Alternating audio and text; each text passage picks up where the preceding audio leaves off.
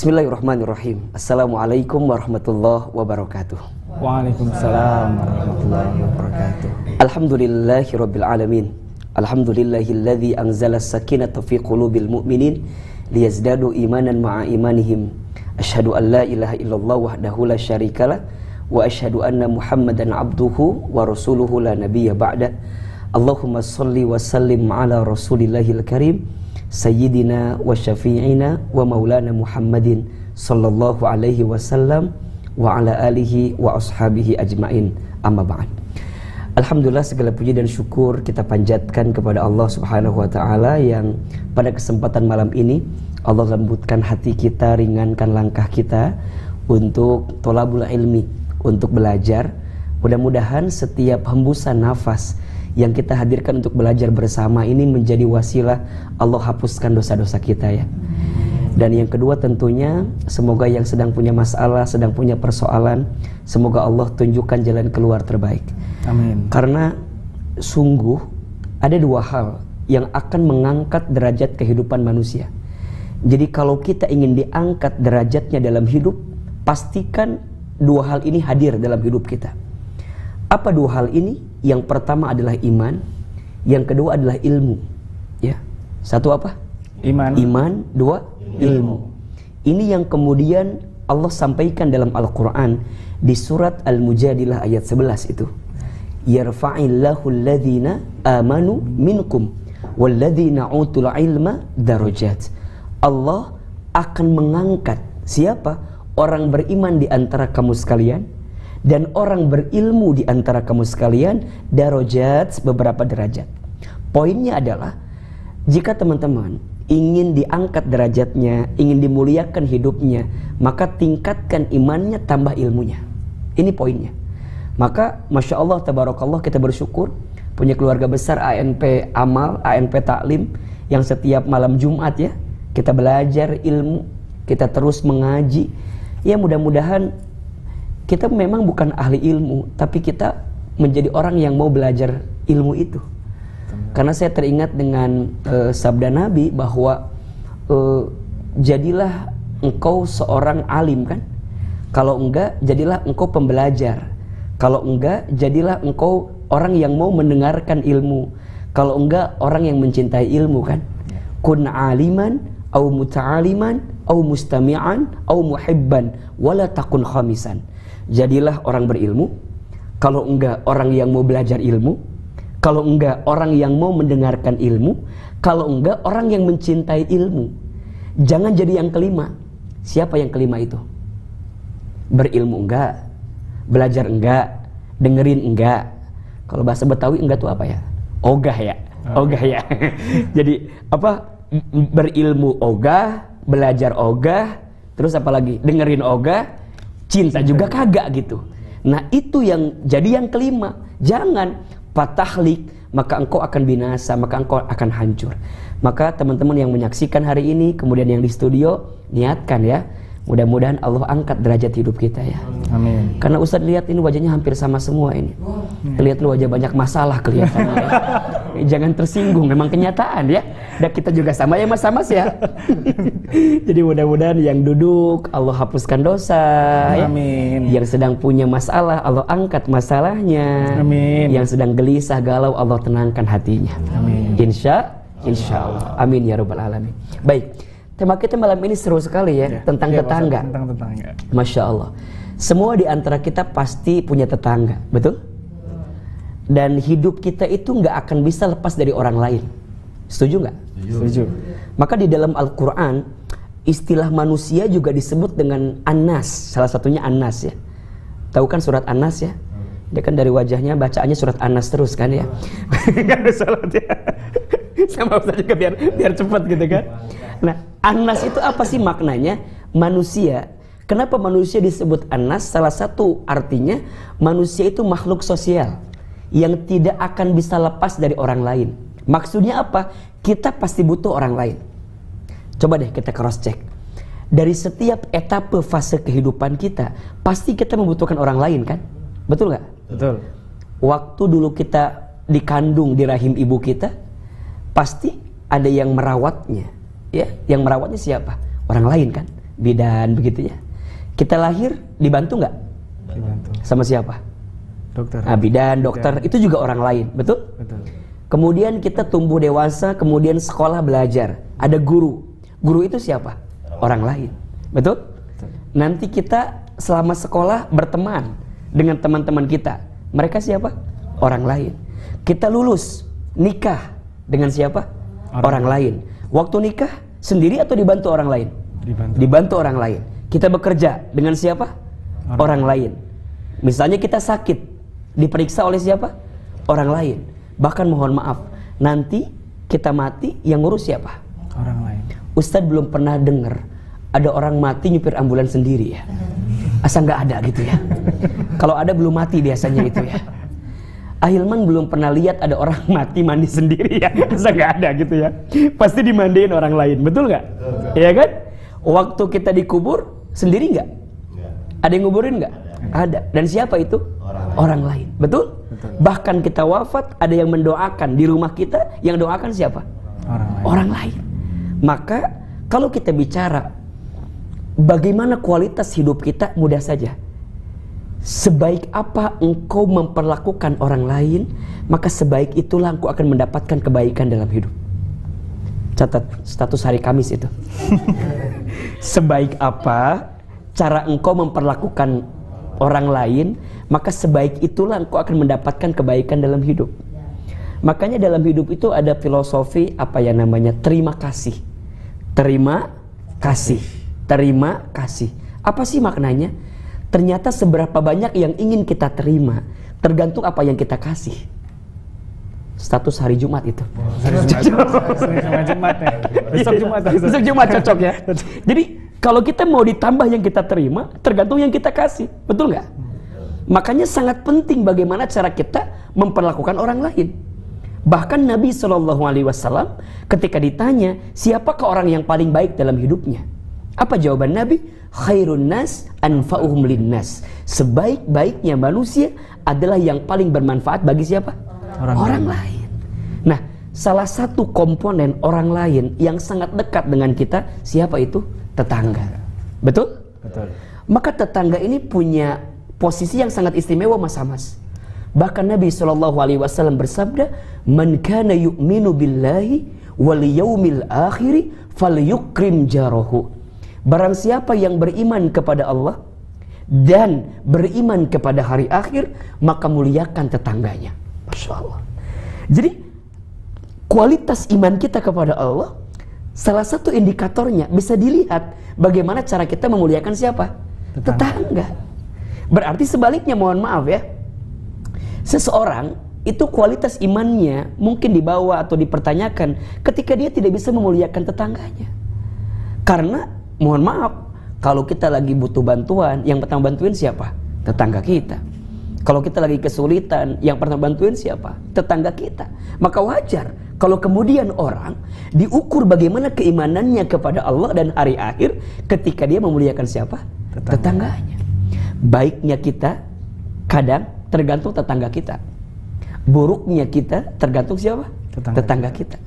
Maka kalau beli rumah ya, jangan hanya beli bangunannya, tapi juga beli lingkungannya. Ini penting. Beli tetangganya. Karena seseorang bisa masuk surga karena tetangga. Dan mohon maaf, seseorang bisa terjerumus kepada perkara yang tidak baik karena siapa? Tetangga.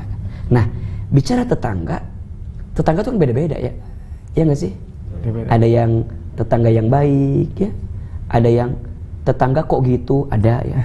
Itu mah sitkom namanya ya. Tetangga masa gitu ya. Jadi kayak gitu kan. Jadi ada yang beda-beda tetangga itu. Nah sekarang bagaimana sikap terbaiknya? Mungkin sebelum kita bicara sikap terbaik kepada tetangga ya, poin pertamanya adalah kita harus sepakat bahwa memuliakan tetangga itu perkara yang baik. Setuju ya? Memuliakan tetangga itu adalah amal yang baik. Berarti kalau kita memuliakan tetangga kita, maka kita memuliakan kehidupan kita. Tetapi kalau kita mohon maaf, menjatuhkan tetangga kita, tidak menghargai tetangga kita, berarti boleh jadi menjatuhkan kehidupan kita. Nah, sekarang apa sikap terbaik kita? Nah, ini poinnya benar pertanyaannya. Karena gini, kita nggak akan bisa merubah sikap orang ke kita, iya nggak sih? Betul nggak? Betul. Kalau bahasa gini analoginya, kita nggak akan bisa merubah arus ombak yang datang dalam hidup kita. Yang bisa kita rubah adalah ajarkan tubuh kita berenang agar kita bisa mengarungi sederas apa ombak itu yang datang kepada kita. Masya Allah. Satu Sabtu malam Minggu itu ya. Jadi kita nggak akan bisa merubah sikap tetangga kita ke kita. Yang barangkali yang bisa kita rubah apa? Sikap kita kepada siapa? Tetangga kita. Maka mohon izin mungkin Mas Amas dan teman-teman, Ahilman ingin lebih fokus kepada sikap kita aja gitu. Saya nggak mau fokus ke tetangga yang gimana ke kita, karena pasti beda-beda lah. Karena rasanya tidak akan bisa kita menyenangkan semua orang, betul nggak sih? Betul, Ustaz. Akan ada aja orang yang nggak suka sama kita. Setuju? Setuju. Terlalu lelah kalau kita ingin membuat orang suka sama kita. Semuanya nggak akan bisa. Karena setiap orang melihat angle kita tuh beda-beda kan. Teman-teman yang sebelah kiri, yang sebelah kanan, yang tengah lihat Ustadz sama atau beda? Beda. Mungkin yang sebelah kiri mah lihatnya agak sedikit cabi mungkin ya. Mungkin itu ya. Mungkin yang sebelah kanan mah agak sedikit tirus ngelihatnya. Makanya Ustadz kalau foto pasti begini. Karena saya tahu yang sebelah sini agak lumayan gitu lah ya. Mungkin yang tengah mah lihatnya bengkak kali ya. Si Ustadz tiba-tiba bengkak gini misalnya kan. Ya kita mah gak pernah bisa menyenangkan semua orang. Makanya sangat lelah dan sangat bodoh jika orang berusaha untuk menyenangkan semua orang. Berarti gimana? Senangkan saja dirimu untuk menyenangkan orang lain agar Allah menyenangimu, itu pentingnya. Makanya gini, memuliakan tetangga itu bukan semata-mata agar tetangga kita menghargai kita, bukan semata-mata itu. Tapi kita memuliakan tetangga karena ini perintah siapa? Allah, itu poinnya. Saya khawatir gini, kalau saya berbuat baik sama tetangga, kan harapan kita ya, pengen tetangga baik sama kita. Betul gak sih? Boleh gak berharap gitu? Boleh. Tapi jangan itu yang jadi patokan. Karena kalau itu, khawatirnya begini, kita udah berbuat baik, tapi dia gak balas baik sama kita. Banyak yang begitu? Banyak dong. Kita udah memberi yang terbaik, tapi orang tuh kayaknya ke kita gak ngasih yang terbaik, kan gitu kan? Maka patokannya bukan untuk itu. Ingat ya, sama kayak begini, ini analogi saja ya. Kenapa seorang anak harus berbuat baik sama orang tuanya? Ingat ya, jawabannya bukan agar orang tua kita baik sama kita, bukan. Tapi kenapa seorang anak harus berbuat baik kepada orang tuanya? Karena ketika seorang anak berbuat baik kepada orang tuanya, ini perintah siapa? Allah. Jadi ketika seorang anak berbuat baik kepada orang tua, yang akan membalas kebaikannya siapa? Allah. Maka jangan kecewa ya, jika ada seorang anak yang sudah berbuat baik kepada orang tuanya, tapi orang tuanya misalnya mohon maaf ya, menguji dirinya, tidak baik kepadanya, jangan sedih. Karena setiap kebaikan anak kepada orang tua, itu langsung Allah yang akan membalasnya. Karena ini perintah siapa? Allah. Jadi teman-teman ketika berbuat baik ke orang tua itu bukan karena, ya Ustaz orang tua biar baik sama saya, bukan itu. Tapi agar Allah sayang sama kita. Karena seorang anak yang berbuat baik sama orang tuanya, mengundang cintanya Allah sama kita. Jelas? Sama, kenapa seorang suami harus mencari nafkah bagi keluarganya? Apa jawabannya? Perintah Allah. Bukan semata-mata biar tambah sayang istri, bukan semata-mata itu. Karena kan gak sedikit kan suami yang udah banting tulang banting, kaki di kepala di kaki, ya kan gitu kan, kesana kemari mencari alamat palsu lagi gitu ya. Kadang-kadang capek ya, tapi kadang-kadang banyak istri yang gak nerima suaminya. Ada gak? Ada. Berarti ketika seorang suami mencari nafkah bagi istrinya, bukan untuk agar istrinya sayang sama dia, bukan. Tapi perintah siapa? Allah. Seorang istri, kenapa harus taat sama suami? Apa jawabannya? Perintah Allah. Jelas kira-kira ya? Jadi mulai hari ini jawabannya bukan karena agar orang itu jadi ke kita seperti apa, bukan. Tapi ini perintah Allah. Karena kalau misalnya seorang istri taat sama suami agar suaminya sayang, nggak sedikit kan yang istrinya baik suaminya nggak baik, ada nggak? Ada di sini. Yang mana orangnya? Kan jadi bukan itu patokannya. Tapi patokannya untuk apa? Ya untuk Allah. Ini perintah Allah. Kenapa kita harus bekerja? Karena perintah Allah. Walaupun kadang-kadang pekerjaan kita mungkin nggak sesuai hasilnya kan.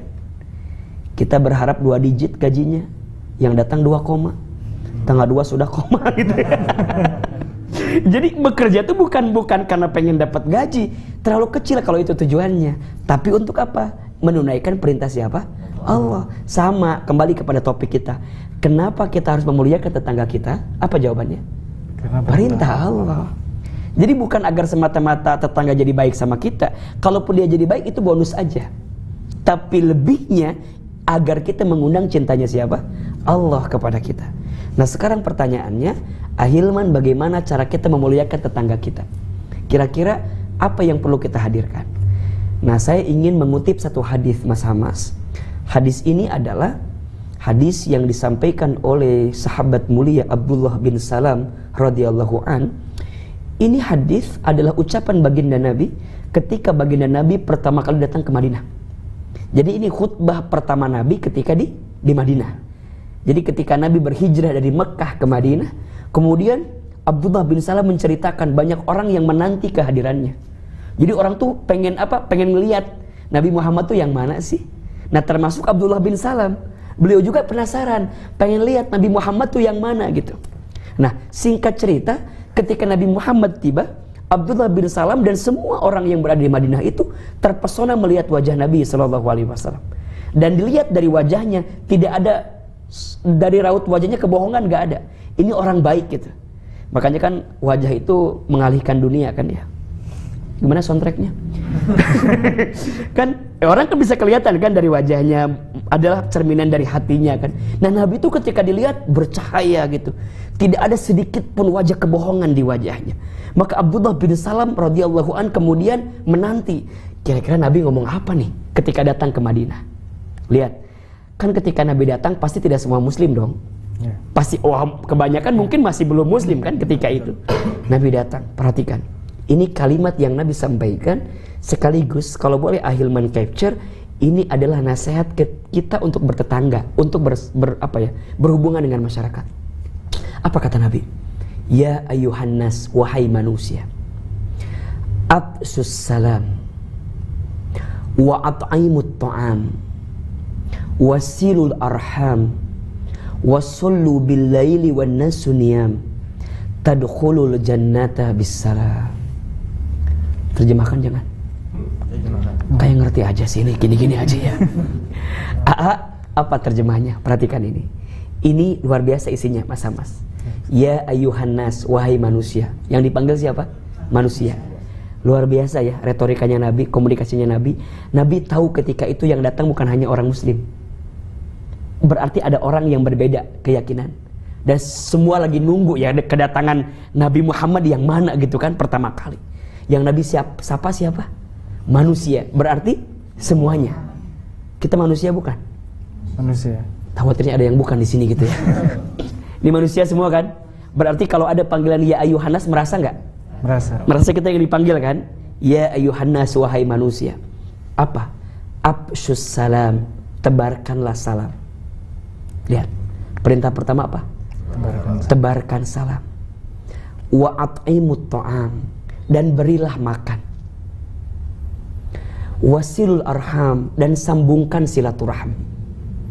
Wasallu bil laili wan nasu niyam, dan salatlah di waktu malam ketika banyak orang tertidur. Tadkhulul jannata bis salam, niscaya engkau akan masuk surga dengan selamat. Ada berapa amalannya? 4. Ada berapa? 4. 1. Absus salam, tebarkan salam. Berarti ini PR pertama, adab kita bertetangga atau adab kita bertemanlah secara umum ya. Absus salam, tebarkan apa? Salam. Ada 2 makna. 1 secara zohir berarti apa? Salam. Ketemu siapapun bicara apa? Assalamualaikum warahmatullahi wabarakatuh. Itu doa loh. Assalamualaikum apa artinya? Semoga Allah berikan keselamatan kepada kamu sekalian. Warahmatullah, dan semoga Allah merahmati kamu sekalian. Wabarakatuh, dan semoga Allah memberkahi kamu sekalian. 3 doanya. Selamat, rahmat, berkat. Jadi kalau nulis salam jangan as. As, ada kan? Ada nggak yang begitu? Ada. Apalagi copy paste, ada tuh. Kalau pas Idul Fitri kadang suka gitu tuh. Iya kan? Andai tangan tak bisa menjabat, kaki tak bisa melangkah gitu kan ya. Mulut tak bisa bergerak, hati-hati, stroke ringan itu biasanya. Di bawahnya ada tulisan apa? Coba kan bisa aja. Assalamualaikum warahmatullahi wabarakatuh. Bisa nggak? Itu doa mas, doa. Makanya kalau orang mengucapkan salam, assalamualaikum 10 pahala kebaikan. Kalau tambah warahmatullah 20 pahala kebaikan. Kalau wabarakatuh 30 pahala kebaikan. Makanya kalau ada orang yang bilang assalamualaikum, sempurnakan oleh kita. Waalaikumsalam warahmatullah wabarakatuh. Nah, menjawab salam hukumnya apa? Wajib. Jadi kalau orang ngucapin salam, jawab. Hanya ada 3 salam yang tidak kita harapkan jawabannya. 2 lah yang paling gampang. 1, salamnya ketika imam mimpin sholat. Gak usah dijawab itu. Assalamualaikum. Assalamualaikum. Waalaikumsalam imam. Gak usah ya. Itu gak usah dijawab itu ya. Itu salam yang gak usah dijawab. Yang tidak kita harapkan jawabannya. Nyambung gak sih bercandaannya? Nyambung ya. Lagi bercanda kita nih ya sedikit ya. Yang kedua, salamnya, jawaban salamnya ahli kubur. Kita lewat di ahli kubur kan, assalamualaikum ya ahli kubur, waalaikumsalam. Itu gak usah, kita gak berharap jawaban salam dari dia ya. Kalau ada itu hidup lagi berarti ya. Terus ya, nah yang ketiga salamnya orang yang lagi tidur. Assalamualaikum, waalaikumsalam. Berarti dia belum tidur itu namanya ya. Jadi kalau orang gitu jangan jawab salam, jawab bos. Dia lagi tidur kan, jangan. Nah tapi kalau orang kayak gini nih, harus gak dijawab? Harus. Makanya kalau mau nyapa orang ini, nih, jangan bro, lu lagi di mana? Jangan dong. Kalau orang muslim belajar, nyapanya dengan apa? Assalamualaikum warahmatullahi wabarakatuh. Ustaz, ribet, lama, iya kan? Oke lah ribet, tapi pahalanya sayang loh. Kan sekarang udah enak mas ada emoji. Udah ada emojinya kan, ada yang pakai wajah, ada assalamualaikum ada kan gitu kan, ada yang kemudian apa bergerak-gerak ada, atau copy paste juga ada loh. Makanya mohon izin ya, ada yang pernah nulis tuh kalau nulisnya as doang tuh maknanya jadi beda kan, apa saya lupa gitu. Jadi memang perintahnya afsus salam, tebarkan salam. Jadi ketika ketemu siapapun apa salam. Maka kalau mau lebih keren 5S kan.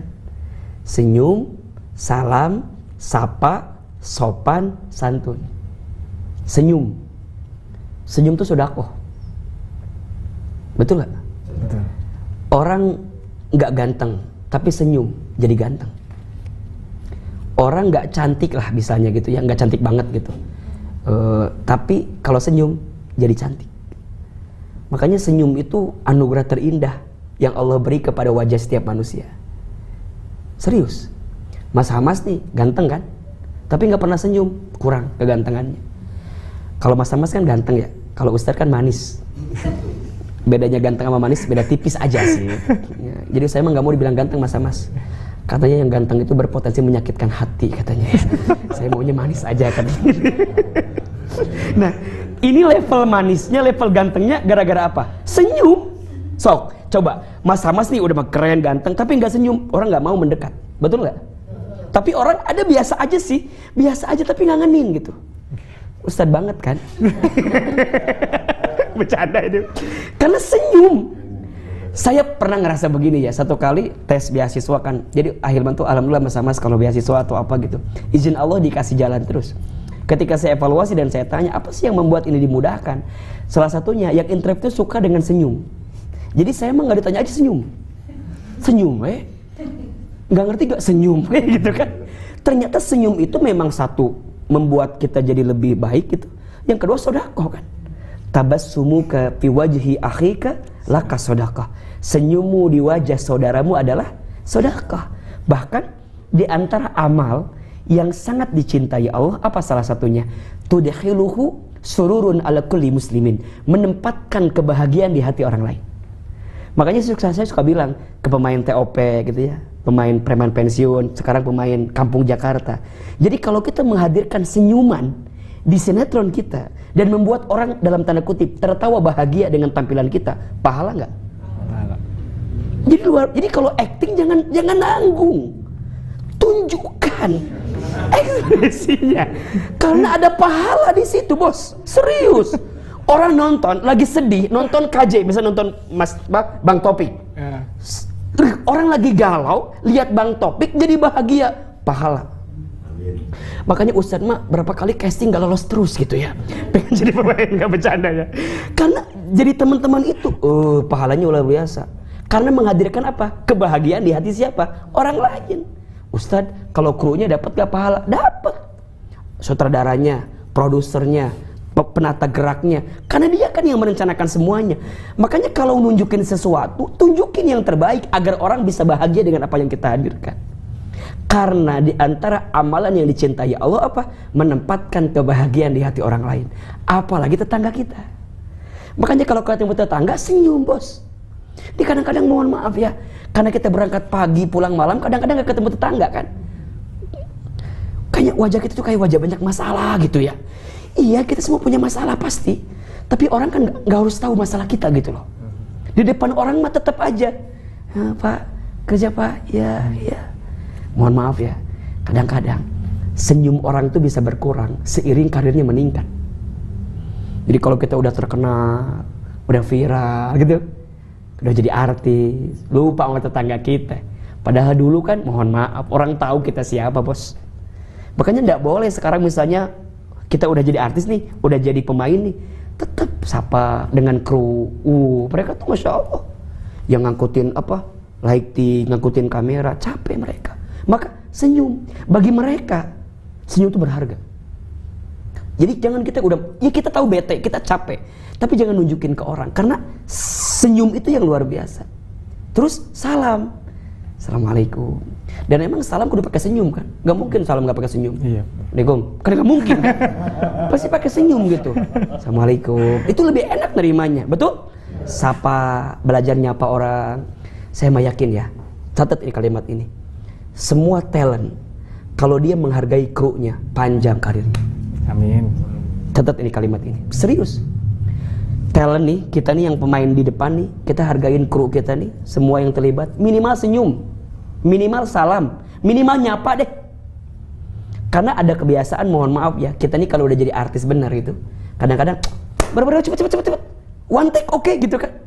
Padahal boleh jadi bagi sebagian kru, mungkin mereka lelah, mungkin mereka capek. Mereka nggak minta kita untuk ngasih apa, cuma ngasih senyuman aja. Bos, siap, yuk, jalan yuk. Bisa kan begitu? Karena nggak sedikit kan ya kadang-kadang yang begitu kan. Karena udah ngerasa bahwa artis keren gitu kan. Yuk cepet. Hargai orang. Belajarlah menghargai orang lain jika kita ingin dihargai orang lain. Dan itu salah satunya, senyum, salam, sapa, sopan, santun. Belajar menghormati orang jika kita ingin dihormati orang lain. Belajar menghargai orang jika kita ingin menghargai orang lain. Nah, disinilah cara adab yang pertama, afsus salam, tebarkan salam. Nah, makna afsus salam yang kedua apa? Jadilah juru selamat bagi orang lain. Maksudnya apa? Kehadiran kita jadi apa ya? Biang keselamatan bagi orang. Lisannya terjaga, pikirannya baik sangka, tidak sinis, tidak pesimis, tidak suka memponis gitu. Dia tuh berhati-hati sekali kalau bicara, khawatir nyinggung orang. Kalau bersikap, hati-hati, karena khawatir apa? Menyinggung orang lain. Kalau bikin status, takut hati-hati. Kenapa? Takut nyinggung orang lain. Maka afsus salam, tebarkan salam. Coba, kenapa kalimat di akhir ketika kita sholat kalimatnya apa? Assalamualaikum, assalamualaikum. Apa sih makna filosofisnya? Allah tuh ingin setelah kita sholat, kita menjadi orang yang menyelamatkan orang lain. Jadi jangan sampai kita ba'da sholat malah mohon maaf ya menyakiti orang, nyinggung orang. Hati-hati dengan golongan yang Nabi sampaikan namanya muflis, Mas Hamas. Apa itu muflis? Muflis itu orang yang bangkrut. Siapa orang yang bangkrut itu? Orang yang bangkrut itu adalah orang yang ketika hari kiamat dia membawa pahala sholatnya, membawa pahala zakatnya, membawa pahala puasanya, membawa pahala haji umrohnya, tapi mohon maaf, di belakang dia ada orang yang mengadu kepada Allah tentang perbuatan zolimnya dia kepadanya. Sampai dia mengatakan begini, ya Allah, terimalah pahala sholatnya dia, berikan, tapi pindahkan kepada saya. Kenapa? Karena dia pernah menyakiti hati saya, dia pernah menyinggung perasaan saya, dia pernah menzolimi saya, dia pernah mengambil hak saya. Apa yang terjadi? Maka pahala kebaikannya tadi dipindahkan kepada orang yang dizoliminya. Kalau habis pahalanya, bagaimana? Maka dosa orang yang dizolimi tadi ditanggung oleh orang yang menzoliminya. Itulah orang yang apa? bangkrut, muflis. Maka Nabi memerintahkan kepada kita afsus salam, tebarkan apa? Salam. Satu, lisan biasa mengucapkan salam. Yang kedua, tubuh kita, diri kita harus menjadi juru selamat bagi orang lain. Dua, wa at'imut ta'am, dan berilah makan. Jadilah tetangga atau teman yang suka memberi sama orang. Betul? Orang dermawan itu dicintai Allah, dicintai manusia, dekat dengan surga. Sedangkan orang pelit jauh dari Allah, jauh dari manusia, jauh dari surga. Betul gak? Coba teman-teman punya orang yang pelit, malas gak berteman? Malas. Punya orang yang suka traktir, ditemenin. Maka seberapa banyak yang ingin kita terima tergantung yang kita kasih. Nah, salah satunya apa? Bagi makan. Makanya Nabi pernah bilang begini kan, kalau engkau membuat apa? Membuat sayur gitu ya, kemudian baunya sampai ke tetanggamu, maka lebihkan apa? Lebihkan kuahnya, kemudian berikan kepada tetanggamu. Itu sebenarnya minimal berikan, lebihkan airnya. Ya syukur-syukur masa airnya doang, ya sama isinya dong gitu kan. Jadi cara membacanya bukan Ustaz gua banyakin aja dah kuahnya, kasih kuahnya, bukan begitu. Minimal apa? Kuahnya. Tapi kalau ada isinya sama isinya. Nah, kadang-kadang mohon maaf, kadang-kadang kita masak di sini, kan asapnya nyampe ke tetangga kita. Dia nyium dong apa yang kita masak. Nyampe. Kalau kita misalnya mohon maaf ya, tetangga kita tuh pas nyium kepengen, dan kemudian dia ngerasa, kok tetangga kita nih nggak peduli sama aku ya, kayaknya nggak peka banget sama kita gitu ya. Nah dia tersinggung, sakit hati dia ngedoain yang buruk sama kita, jadi nggak baik bagi kita, ya nggak? Coba kalau kita masak nih, lebihin di sini kita sama dia, seneng banget, seneng. Makanya belajar memberi tanpa diminta. Belajar apa? Memberi tanpa diminta. Kita ngasih, kalau orang minta, biasa nggak? Biasa. Tapi kalau kita ngasih, kemudian orang nggak minta, itu luar biasa. Makanya kalau traktir orang, jangan diminta traktir dulu. Bos, makan yuk.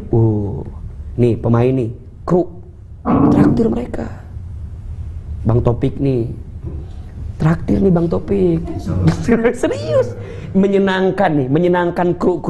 Masya Allah, senang dia. Berarti gini, cara ngebalasnya begini ya. Kita baik sama orang nih, kadang-kadang mungkin balasnya nggak langsung ya, tapi Allah tanam itu, nanti Allah panennya nanti tuh dikasihnya kapan gitu. Pernah nggak teman-teman ngalamin kayak gini? Lagi stuck, tiba-tiba jadi mudah gitu jalannya.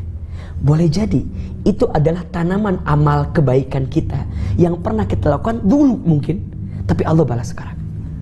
Maka jangan pernah khawatir dengan setiap kebaikan yang kita berikan, apalagi ngasih makan. Karena di antara amalan yang mengantarkan kita bisa masuk surga kan memberi makan kepada orang. Bahkan hati-hati, dalam Quran disebutkan ada orang yang disebut pendusta agama. Tahu nggak siapa? Ara'aital ladzi yukadzibu biddin. Apakah engkau tahu siapa yang mendustakan agama itu? Fadzalikal ladzi yad'ul yatim wa la yahuddu 'ala ta'amil miskin. Orang yang mendustakan agama itu orang yang tidak peduli kepada anak yatim dan orang yang tidak mau memberi makan kepada fakir dan miskin. Makanya kalau kita bertetangga, belajar ngasih, berbagi. Minimal ya, rumah depan kita, samping kanan kiri kita, belakang kita. Nah itu. Ya syukur-syukur sekomplek lah, syukur-syukur ya kan, masa cuma segitu doang. Tapi kan ya kalau nggak semua minimal kiri gitu kan, kiri kanan. Nah termasuk juga tetangga itu ya, atau teman itu ya orang yang berteman dengan kita di sosmed, ada kan? Makanya kalau ngumbar sesuatu itu lihat-lihat dulu, ini adabnya nih. Contoh, mohon izin kita kalau bicara tentang rumah tangga, ya misalnya kita lagi lagi romantis sama pasangan kita, kalau bisa jangan sampai di depan orang yang belum menikah. Halo, jelas tidak? Ya, kita nunjukin sesuatu nih ya kepada orang yang mungkin dia akan, ya gue nggak kayak gitu. Berarti kan ada bahasa gini ya, Ustaz tapi kan saya pengen nge-share sama pasangan saya. Ya boleh, tapi kan kita harus lihat. Makanya kan biasakan nulis apa? Masya Allah, tabarakallah kan. Jadi kalau kita dapat sesuatu itu, biar mujinya nggak ke kita, tapi mujinya ke Allah itu. Masya Allah, tabarakallah. Makanya kalau kita lihat-lihat, kalau ngomongin nih, ada orang nih, mohon maaf, kita ngomongin kerjaan kita, tapi depan orang yang nganggur, itu kurang adab tuh. Bos, gua tuh baru jalan gua, sinetron gua, tapi ngomong sama orang yang casting berkali-kali gagal mulu gitu. Nah itu kayak nggak ngehargain dia gitu. Berarti cari tahu momennya. Nah banyak ya, mohon maaf ya, reuni itu kadang banyak orang yang nggak mau datang gara-gara apa coba? Dijadikan bahan untuk pamer kan? Iya nggak sih? Padahal tidak semua teman kita punya nasib yang sama kan? Betul. Awalnya pengen nostalgia tentang masa lalu, tapi kan nggak sedikit ngomongin masa sekarang.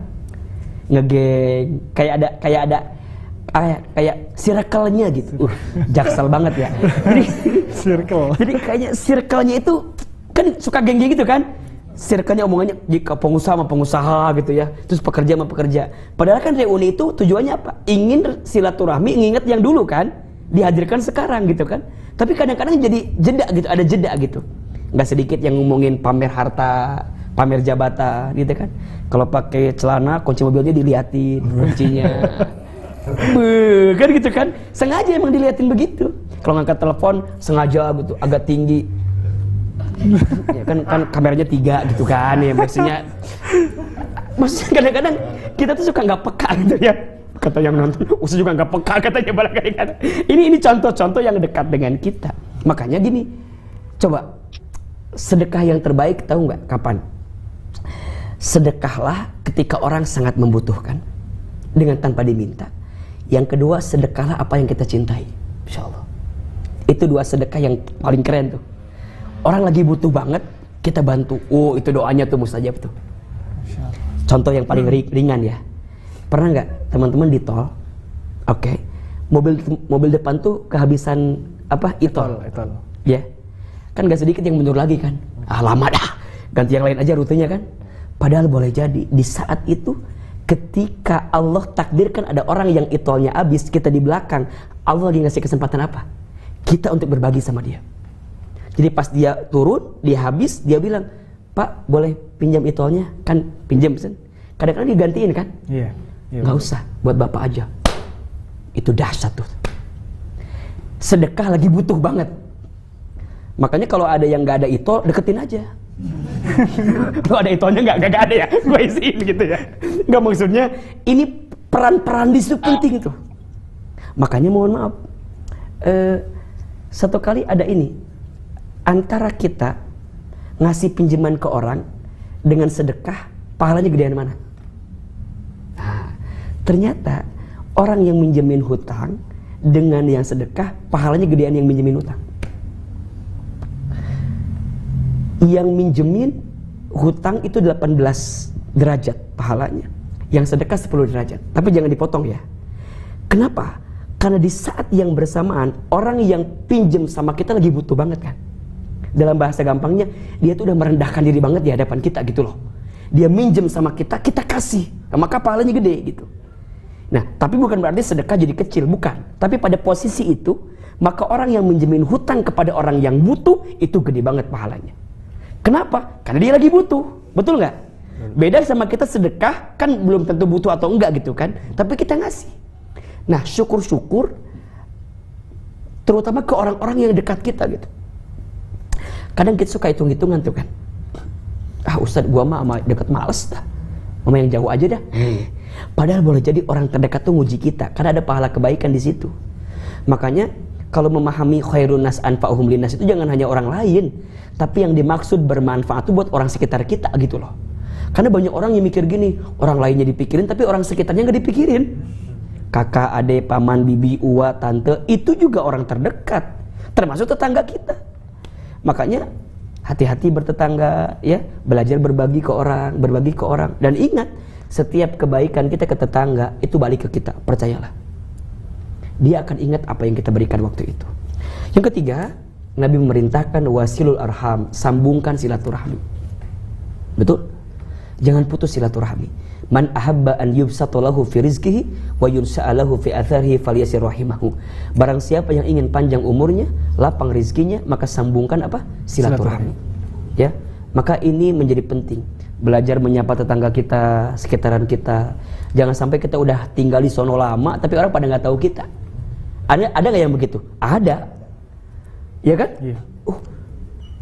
Kita udah tinggal lama di sini, kok orang pada nggak tahu? Nah, makanya di antara adabnya nih, kalau kita baru pindah rumah, temuin tetangga kita. Ya, kan kalau bahasa sekarang mah temuin Pak RT gitu ya, Pak RW gitu ya, Pak Lurah gitu ya, Pak Camat, Pak Bupati jauh lah itu mah ya, yang deket-deket aja dulu lah gitu ya, yang deket-deket sekitaran kita lah. Jadi itu penting, makanya ada rukun tetangga kan. Untuk apa? Ya emang sekitaran itulah. Makanya kudu tahu soal nih, mohon izin nih. Ada teman-teman yang sekarang sudah main di film gitu ya, atau di sinetron. Bilanglah sama tetangga kiri kanan, bikin dah syukuran dikit-dikit kan enggak apa-apa juga sih. Ya, kita main sinetron ini sekarang. Ya wajar ya. Kalau sudah jadi public figure kan orang melihat kita kan. Ya enggak? Sedikit baik buruknya kita kan diomongin juga sama orang kan. Nah, tapi kalau kita pas tampil, Tong lu jadi sinetron sekarang. Iya, doain ya, gitu. Ya pasti kan dia berharap sesuatu dong. Gak mungkin nanya-nanya doang kan, ya pasti ada sesuatu dong. Ya kan, ya cinta gua beliin dah gitu aja kan, gampang kan. Beliin martabak, pulang nasi goreng, gak seberapa, tapi itu bernilai. Makanya silah rahim, menyambungkan silaturahmi. Ya, berbuat baik kepada orang yang baik sama kita biasa, tapi berbuat baik kepada orang yang tidak baik sama kita itu luar biasa. Maka kata Nabi, ada 3 amalan yang akan mengantarkan istana di surga bagi kita. Mau tahu nggak? Mau tahu nggak? Mau, Ustaz. Tahu aja, tahu banget. Cius. Lihat, 1, falyafu amman dolamaka, maafkan orang yang menyakitimu. Susah nggak? Susah, karena pahalanya apa? Surga. Kalau ringan pahalanya apa? Kipas angin, kulkas 1 pintu, ya kan? Iya. Yang kedua, wal yu'ti man haramaka, memberilah kepada orang yang tidak memberi kepadamu. Masya Allah. Orang pelit sama kita, tapi kita baik sama dia. Dan yang ketiga, wal yasil man qata'aka, sambungkan silaturahmi dengan orang yang pernah memutuskannya dengan dirimu. Masya Allah. Maafkan yang menyakitimu, memberi kepada orang yang tidak memberi kepadamu, sambungkan silaturahmi dengan orang yang memutuskannya dengan dirimu. 1, tebarkan salam. 2, memberi makan. 3, sambungkan silaturahmi. 4, wasallu bil laili wan nasu niyam, salatlah di waktu malam ketika banyak orang tertidur. Maksudnya apa? Salat tahajud. Tapi kalau boleh Ustaz tafsirkan sedikit, maknanya doakan tetangga kita. Jadi kita tuh kudu doain tetangga kita, doain teman kita, karena hakikatnya setiap doa yang kita panjatkan bagi orang lain kembali ke kita. Makanya doakan tetangga kita ya, agar dilembutkan hatinya, agar kita dijaga oleh Allah dalam kebaikan. Sampai pada akhirnya Nabi menyampaikan, tadkhulul jannata bisalam. Jika engkau lakukan 4 hal tadi, tebarkan salam, memberi makan, sambungkan silaturahmi, doakan di waktu malam, ya, maka engkau akan masuk surga dengan selamat. Jadi ternyata kebaikan kita kepada orang lain mengantarkan surga untuk kita. So, tetanggamu surgamu. Engkau bisa mengantarkan surga bagi dirimu ketika engkau memuliakan tetanggamu. Muliain tetangga aja surga, gimana muliain keluarga kita? Betul? Anak muliakan orang tua, istri muliakan suami, suami sayangi istri, orang tua sayangi anak-anaknya, gitu. Terutama teman-teman dekat nih. Ingat ya, saya sering bilang begini, ANP ini bukan hanya sekedar sinetron dah, tapi lebih dari itu adalah keluarga besar. Bukan tidak ada alasan Allah mengantarkan kita bersama di sini, betul? Pasti Allah sedang memberikan skenario terbaik untuk kita. Maka pesan saya, kalau dengan ANP ini teman-teman sudah mendapatkan kebaikan di dalamnya, pegang erat-erat, jaga baik-baik. Karena belum tentu kita mendapatkan hal yang sama di luar sana. Betul? Betul. Main sinetron dipaksa ngaji, ada nggak? Jarang gitu. Maka tolong pegang erat-erat, jaga baik-baik. Teman baik itu ada 3 cirinya. 1, ketika bersamanya membuat kita semakin dekat dengan Allah. Jadi kalau dengan ANP ini membuat kita jadi lebih baik, berarti teman yang baik. 2, kalau dia bicara mengingatkanmu tentang Allah, ngingetin kita, saling negur. Ingat ya, Teman baik itu bukan orang yang mengiyakan apa yang kamu lakukan terus gitu, tidak. Tapi teman baik itu teman yang katakan iya jika kamu benar, katakan tidak jika kamu salah, kan gitu. Bukan yang membenarkan perbuatanmu, bukan yang membenar-benarkan perbuatanmu, tapi yang membenarkan perbuatanmu. Apa bedanya membenar-benarkan dengan membenarkan? Beda. Membenar-benarkan itu kamu salah dia biarin. Kalau membenarkan kamu salah dia benerin. Jadi kalau ada teman yang berani ngatain, lo salah bos, jangan begitu. Oh, teman baik tuh. Dipaksa ngaji gitu ya, dibikin taklim. Ini kan istilahnya dipaksa kan. Malas sebenarnya mah. Tapi ini cara kita mengantarkan kebaikan. Sayang. Berarti Pak Aris Juragan sayang sama kita. Maranti semua yang bikin taklim ini yang terus motivasi kita sayang. Kenapa Ustadz? Iya, karena hidup kita bukan hanya di dunia, tapi di akhirat itu yang paling penting. Banyak orang yang pengen bahagia di dunia, tapi sedikit orang yang pengen bahagia di akhirat. Banyak orang yang pengen enak di dunia, tapi dia nggak mikir bagaimana enak di akhirat. Padahal dunia kan nggak lama, sebentar, betul? Betul. Maka dia pengen ngajak orang jadi baik, jadi baik, jadi baik. Sampai yang terakhir, teman baik adalah teman yang senantiasa ada bersama kita. Saat suka maupun duka, saat dekat maupun jauh. Saat dekat membantu kita, saat jauh mendoakan kita. Maka teman baik itu jauh di mata, dekat di doa. Seperti ikatan cinta. Jauh di mata, dekat di doa. Jadi nyebutin lagi ya. Jadi poinnya adalah, ayo minimal gini ya. Saya suka bilang gini Mas. Kalau nanti kita wafat dan tidak ada lagi orang yang bisa mendoakan kita, minimal yang doakan kita adalah teman-teman ANP itu aja. Masya Allah. Misalnya nih orang tuh nggak ada yang doain kita, tapi minimal ada teman-teman ANP yang kita main bareng di lokasi bareng yang bisa doain kita. Kalau nanti kita wafat dan mungkin tidak ada karangan bunga di rumah kita, minimal ada karangan bunga yang dibuat oleh teman-teman ANP gitu. Karena mereka hidup dengan kita. Kalau nanti kita sudah kembali di alam kubur dan tidak ada orang yang mendoakan kita selama kita di dunia ini, minimal ada mereka yang akan membuatkan link Zoom untuk mendoakan kita. Minimal dalam taklim kita bacakan si Anu, Ustaz doakan Al-Fatihah. Itu yang paling penting. Maka mulai hari ini jaga perasaan tetangga kita, jaga perasaan teman kita. Siapa orang yang paling bahagia dalam hidup? Jawabannya, dia yang saat lahir dia menangis, sekelilingnya tertawa. Dan saat dia mati, dianya tertawa, sekelilingnya menangis. Itulah orang yang paling bahagia hidupnya. Mudah-mudahan tema kali ini bisa merubah akhlak kita, terutama ke tetangga kita, ke teman kita, orang-orang terdekat kita. Dan mudah-mudahan kita Allah takdirkan berteman di dunia sampai Allah temankan kita di surganya. Amin, amin. Amin ya rabbal alamin. Saya kembalikan kepada Mas Sama, silakan. Masya Allah, terima kasih banyak Pak Ustadz. Rasanya adem banget Pak Ustadz gitu. Bawaannya pingin langsung kemana? Syukuran sama tetangga. Ya baik teman-teman semua yang dirahmati Allah, baik yang ada di Zoom maupun yang ada di YouTube channel ANP Amal dan juga teman-teman yang ada di studio semuanya. Masya Allah. Buat yang ingin bertanya bisa langsung di kolom komentar yang ada di Zoom dan juga YouTube. Dan buat teman-teman yang ada di studio, mungkin ada yang mau bertanya? Ya, silakan. Ya, Bang Topik, silakan. Bang Topik. Yang di belakang nggak ada yang ngangkat tangan. Iya. Ini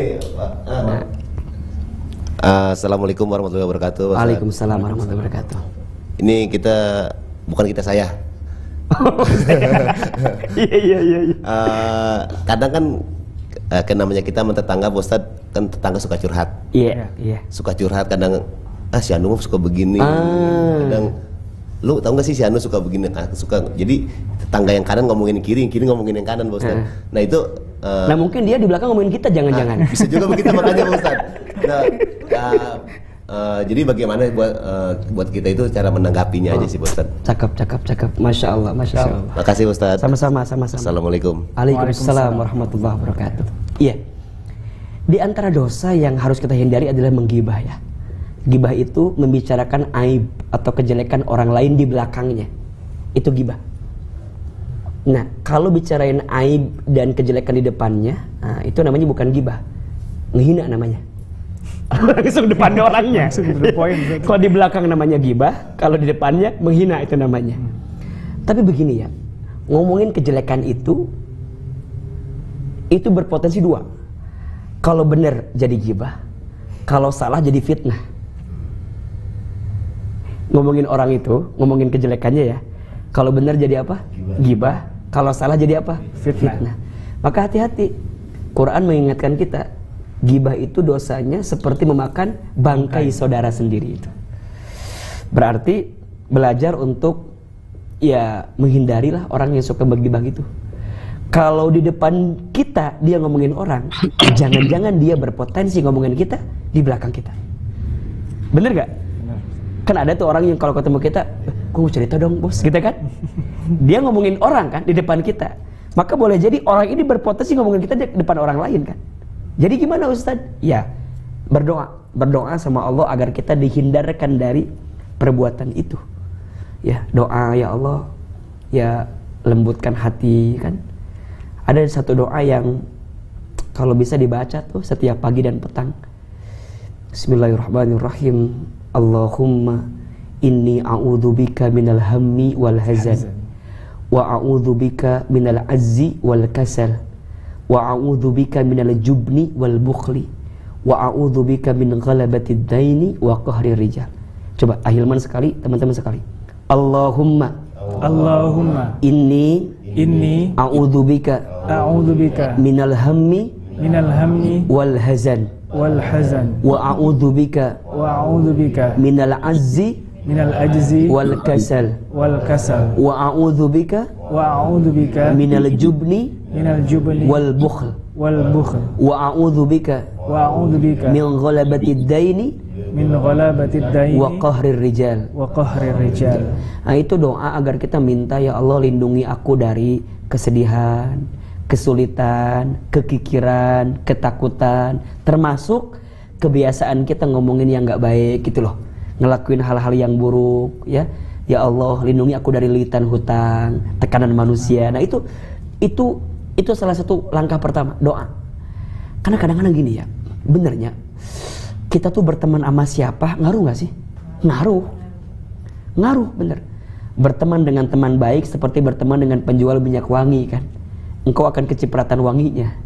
Berteman dengan teman buruk seperti berteman dengan pandai besi, engkau tidak memandainya tapi engkau kecipratan bau daripada besi itu gitu. Atau terdengarlah bagaimana pandaian besi itu. Nah maksudnya berarti kita harus benar-benar menjaga. Nah salah satu caranya doa agar Allah mempertemukan kita dengan teman yang baik gitu. Ya karena kalau bukan kekuatan Allah susah kan. Kadang ada bahasa gini nih, apa namanya tuh, lo solid dong sama gua gitu kan. Solid bro gitu kan, solid padahal salah kan. Solid itu kan untuk yang baik-baik gitu loh. Kalau yang gak baik mah gak usah kan. Misalnya pas lagi Ramadan tuh, lo buka aja dah, temenin gua dah, lo hargain gua dong, kan gua mau buka juga kan. Ya jangan. Jadi solid tuh hanya pada bab kebaikan. Ya kalau gak baik mah ya jangan solid namanya. Ya bilang gak baik dong, iya kan? Yes. Maka doa. Karena kalau kita gak doa lemah kita. Kadang kita udah niat, Ustaz pengen gua mah lurus, digoda aja. Dan bener, godaan paling kencang tuh dari orang terdekat. Coba aja cek. Bener gak? Bener. Ujian paling berat tuh dari orang terdekat. Biasanya, nih, kita nih suami istri, biasanya ujian pertama dari siapa? Pasangan. Iya enggak? Pasangannya baik, mertuanya baik, ipar-iparnya. Gitu tuh. Baik, temennya, tetangganya, rekan kerjanya. Jadi kadang-kadang orang terdekat tuh paling uji kita loh. Makanya mohon maaf, sebagaimana ujiannya berat dari orang terdekat, maka pahalanya pun juga besar ketika kita menghargai orang terdekat. Maka doa agar kita dipertemukan dengan teman, tetangga yang baik. Yang kedua, ya bilang, kalau dia ngomongin orang lain, bro, gak usah ngomongin orang dah. Jangan kayak orang itu. Orang itu kan ngomongin orang juga. Ngomongin juga, lo juga ngomongin orang lain. Udah cukup, misalnya, udah, gue gak mau denger ya bos, udah aja, selesai. Nah kadang-kadang kan kita suka ngomporin juga tuh. Dan gak tahu ya, telinga kita kadang-kadang panas aja tuh kalau gak ngomongin orang tuh kan. Bro, ada gosip apa sekarang? Cerita dong sama gua dong. Kayaknya tuh gak kuat gitu kalau gak ngomongin orang tuh ya. Tiba-tiba jadi nyari cangkeh, jadi nyari badan gitu ya kalau gak ngomongin orang tuh. Padahal kan bisa aja kita bilang, cukup bro, hindari. Maka mungkin kalau kita gak bisa nahan, hindar. Kan ada kan bestie, jaksel banget ya. Yeah, jadi bestie kita kadang-kadang kan suka ngomongin gitu kan. Kalau kita mau ngomong sama dia kan susah kan? Gak mungkin, lo jangan ngomongin, susah. udah menghindar aja. Ya, satu biar kita juga nggak nyakitin hati dia, kan kadang-kadang suka tersinggung kan. Ya, yang kedua ya udah lepas. Nah kecuali kita tahan cuma dengerin doang. Tapi kan biasanya nggak begitu kan. Kalau orang udah ngomongin orang kan kita kadang-kadang mancing kan. Serius? Masa sih? Enggak, gua mah. Jadi kadang-kadang kita juga jadi nguatin begitu kan. Jadi panjang, datang teman baru. Bener bos, dia kayak gitu. Ada juga, jadi panjang itu. Makanya hati-hati dengan circle itu. Circle bestie kita tuh, pertemanan kita. Langsung, kalau kita nggak bisa nolak dia, hindari dia. Nah, baru nanti yang terakhir, kalau kita melihat kemungkaran, kan yang paling sederhana apa? Rubah dengan lisanmu, dengan tanganmu. Kalau nggak bisa dengan lisanmu, kalau nggak bisa dengan hatimu. Dan itulah selemah-lemahnya iman gitu. Maksudnya apa? Kalau nggak bisa ngelarang dia pakai fisik kita, pakai lisan. Kalau nggak bisa pakai hati, maksudnya apa? Doain. Udahlah, kita doain aja dia, mudah-mudahan dia berubah. Nah, jadi jangan ikut nimbrung. Nah malah kalau bisa harus jadi juru damai sama orang. Gini, kan berbohong tuh dibolehkan dengan syarat pada 2 hal kalau nggak salah, ya, atau pada 3 lah. 1, berbohongnya ketika berperang. Lagi perang boleh berbohong. Orang ini kemana? Di sini, itu jujur banget, tembak dia kan. Boleh kita bilang, dia pergi ke sono buat ngindarin musuh, boleh. Ya kita pakai topeng, pakai apa kan, itu kan bohong. Tapi untuk menyelamatkan diri, boleh. Yang kedua, berbohongnya untuk mendamaikan 2 orang yang bermusuhan. Contoh, Mas Hamas sama Bang Topik lagi musuhan. Nah, saya bilang gini, Mas Hamas, nih ada ini makanan dari Bang Topik. Padahal bukan dari Bang Topik, dari saya. Atau bilang, Bang, Mas Hamas, ada salam dari Bang Topik. Kangen katanya. Curiga dong, bilang kangen kan bahaya kan ya. Atau misalnya udah lama nih nggak ketemu, kira-kira gitulah, salam. Saya bilang ke Bang Topik, Bang, ada salam dari Mas Hamas. Padahal Mas Hamas nggak bilang gitu. Tapi saya sengaja bilang begitu agar mereka jadi damai. Boleh nggak? Boleh. Yang ketiga, bohongnya suami untuk menyenangkan istri dalam artian memuji. Kamu tuh perempuan yang paling cantik di komplek ini. Kan bohong dong. Kan ada yang lebih cantik dong, pasti kan. Iya kan? Kamu paling cantik sedunia kan gak mungkin kan? Pasti ada kan? Tapi bahagia untuk memuji ya, bukan berarti berbohong. Ustaz biar gak ketahuan aku bohong aja ya. Jangan, bukan itu poinnya. Tapi menyenangkan dengan memujinya dia boleh. Kamu tuh suami yang paling ganteng se-Jakarta. Kan gak mungkin dong. Pasti ada yang lebih ganteng kan? Tapi untuk menyenangkan dia dengan memuji boleh. Nah makanya tadi, kalau ada tetangga yang satu ngomongin yang kiri, satu ngomongin yang kanan, lo bilang gini, bro kemarin gua dengerin dia malah baik-baikin lu loh, dia muji lu banget, padahal enggak. Tapi biar dia jadi lembut hatinya. Nah kita bilang sama satu lagi, bro, gua denger dia tuh bangga banget tetangga sama lu, beneran loh. Kata dia, kalau lu nggak ada di sini, nggak tahu dia. Maksudnya gimana? Ya pengennya dia nggak ada lu di sini, maksudnya gitu ya. Maksudnya dia tuh seneng banget loh tetangga di sini. Jadi saling menjadi juru damai. Nah sebaiknya begitu.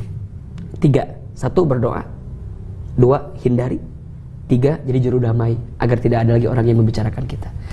Nah kadang-kadang kan suka ada ya di antara kru juga kadang-kadang gitu kan, saling ini kan, ngomongin A, ngomongin B, ngomongin gue mah nggak mau campersnya dia, kenapa? Ambil gambarnya kurang ini, suka zoom banget ke muka gua banget gitu kan. Nah padahal kan jadi juru damai, jangan sampai berantem.